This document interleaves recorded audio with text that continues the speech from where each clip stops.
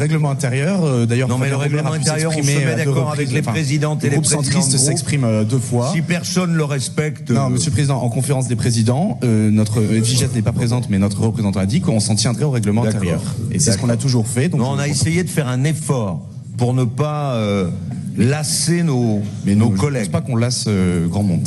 Bah si, beaucoup, hein, sur le fond et sur la forme. Peut-être, mais ça, c'est pas très grave. Bien, alors avant de commencer, je voudrais juste d'abord répondre à Pascal Coste qui nous a accusé d'avoir voté à l'Assemblée nationale 35 milliards de taxes supplémentaires. C'est pas vrai, hein, ça n'existe pas. Par contre, ce qui est certain, c'est que les LR ont voté un budget de la sécurité sociale qui creuse de 20 milliards d'euros le déficit et qui augmente les impôts de 2,5 milliards d'euros. Donc ça, c'est une certitude et ça existe. Voilà, donc Monsieur le Président, chers collègues, le budget que vous nous présentez cette année, en 2026, traduit sans aucun contexte une période difficile. Il est clair que notre région doit faire face à une situation particulière et que l'incertitude au niveau national vient à nouveau impacter nos finances de manière très directe. La baisse des recettes régionales est une réalité à laquelle nous devons évidemment nous adapter. Je ne reviendrai pas dans le détail sur les différents dispositifs qui participent de rogner nos recettes, ils ont déjà été présentés et commentés largement. Cette situation nécessite donc de s'adapter pour ne pas aggraver une situation financière déjà catastrophique, à laquelle vous n'êtes évidemment pas étranger. Bien sûr, comme à votre habitude, vous mettez en cause l'État et seulement l'État, sans jamais remettre en question les politiques que vous menez depuis des années, mais vous ne pouvez pas en permanence vous défausser sur un gouvernement que vous soutenez pourtant, et une situation politique nationale que vous avez contribué à mettre en place.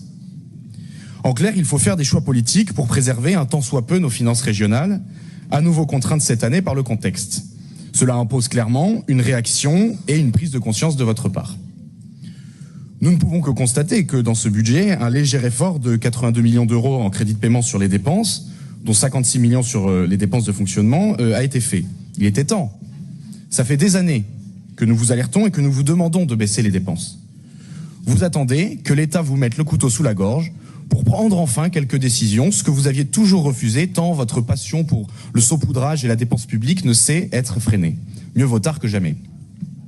Toujours est-il que vous nous annoncez que cette baisse des dépenses permettra a priori d'améliorer quelques-uns de nos ratios financiers en fin d'année 2026, notamment le taux d'épargne brute, la capacité de désendettement et l'encours de la dette.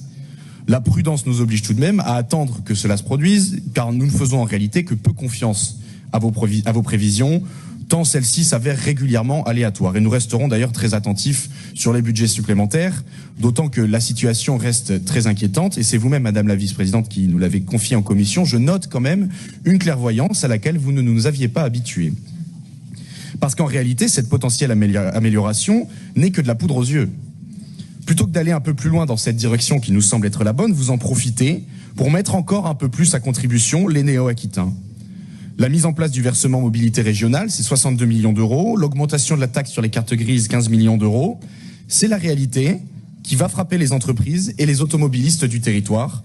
Tout ça pour continuer de payer certaines de vos lubies qui ne leur sont d'aucune utilité. Rousses et dépenses, les néo-aquitains payent l'addition, peu importe le contexte. C'est un éternel recommencement et étonnamment, on vous entend beaucoup moins parler de ces taxes que vous mettez en place et que vous augmentez en permanence. Il est clair pour nous que dans ce budget, au fond, aucun véritable changement n'a lieu. Vous continuez de sanctuariser de nombreuses dépenses inutiles et votre religion de néo-terra continue sans limite ses ravages budgétaires. Quel dommage de ne pas aller au bout de la démarche. Nombreux sont les domaines où vous auriez dû aller plus loin. La politique culturelle, la coopération internationale sont les exemples les plus flagrants de votre absence de volonté de vous recentrer sur ce qui était essentiel pour les néo-aquitains et sur ce qui fait le cœur de nos compétences. Vous campez dans vos postures idéologiques et vous préférez tailler un peu partout dans les compétences proprement régionales, ce qui va directement nuire à la qualité de vie des néo-aquitains qu'au passage vous ponctionnez un peu plus chaque année. En réalité, rien ne change ou presque. Plutôt que d'envisager ces baisses que nous demandons depuis longtemps, vous érigez ces domaines en axes principaux de la construction de votre budget. En témoigne d'ailleurs la logorée qu'on retrouve en introduction du document budgétaire, mettant en avant la culture comme ambition essentielle dans un monde qui se délite sous l'effet de la montée d'idéologies identitaires qui excluent, etc., etc. On aurait presque envie d'en rire si la situation budgétaire n'était pas aussi catastrophique et que vous ne vous entêtiez pas dans de nombreuses dépenses superflues, pour ne pas dire grotesques et ridicules, que nous dénonçons régulièrement. Parce que oui, malgré le contexte difficile, vous continuez de financer largement une politique culturelle très vaste qui n'est aucunement le cœur de nos compétences Et nous devons le dénoncer. Parce que si de nombreux projets sont de bons projets, et nous le disons quand c'est nécessaire, les exemples de dossiers problématiques ou superficiels sont également nombreux, et nous vous les signalons à chaque commission permanente, et nous continuerons de le faire chaque fois que nous en aurons l'occasion. Les Néo-Aquitains doivent savoir à quoi sert leur argent, surtout dans une telle période, et encore plus lorsque vous leur imposez des taxes supplémentaires. Sur la coopération internationale, c'est la même chose. Pourquoi vous obstinez à financer encore ces projets qui ne servent strictement à rien pour les Néo-Aquitains? Plutôt que de rogner sur nos compétences, cessez de financer une coopération inutile et qui coûte 4 millions d'euros chaque année aux contribuables. Je constate tout de même cependant, non sans satisfaction d'ailleurs, qu'il n'y a plus aucune trace dans ce budget de la scandaleuse subvention que vous accordiez chaque année à SOS Méditerranée. C'eût été un comble que vous choisissiez de la renouveler. Compte tenu du contexte budgétaire, notre groupe se félicite évidemment de cette suppression. Nous constatons qu'une nouvelle fois, notre opposition et notre vigilance permanente à ce genre de subventions auront permis d'éviter que l'argent des Néo-Aquitains ne serve cette année à financer cette ONG qui favorise la submersion migratoire de notre pays. Je ne doute pas que notre dénonciation cohérente et logique de ce scandale a joué un rôle déterminant dans cette décision de ne plus inscrire cette subvention au budget primitif. Quelle belle victoire pour le Rassemblement national. Je pourrais également aborder le sujet du Césaire et des 5 millions d'euros de dépenses qu'il concerne. Nous devons réellement nous questionner sur la nécessité de continuer de financer cet organisme dans le contexte difficile que nous connaissons.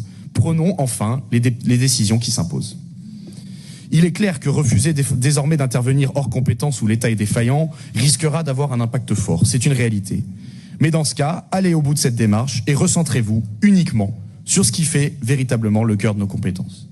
Bien évidemment, ces reproches ne sont pas les seuls que nous avons à vous faire sur votre stratégie budgétaire et donc je vous l'ai dit, mon collègue François Verrière reviendra notamment sur la ligne Pau-Canfranc que vous vous entêtez à vouloir financer. Toujours est-il, Monsieur le Président, que vous l'avez compris, nous nous opposerons à ce budget qui, malgré quelques très légers efforts, reste évidemment un très mauvais budget. Mais fort heureusement, l'alternance, c'est pour bientôt. Je vous remercie.